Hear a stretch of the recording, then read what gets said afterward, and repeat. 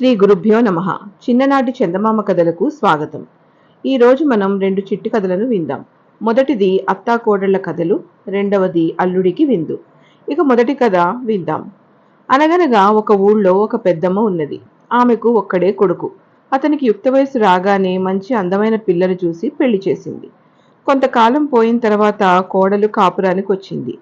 వస్తూనే ఆ కోడలు అత్తతో ఇలా అంది: అత్తా అత్తా, నీ కోడలికి కాపురానికి వచ్చింది కదా, నువ్విక చచ్చిపో అని. ఇంటి పనులన్నీ నీ కోడల్ని నేను చూసుకుంటానులే అని కూడా అన్నది.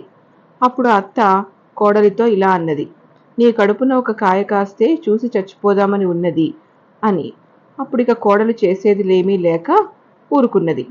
కొంతకాలానికి ఆ పెద్దమ్మకు ఒక మనవడు పుట్టాడు.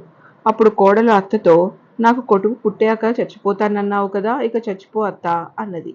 అప్పుడు అత్త కాస్త వాడి ముచ్చట్లు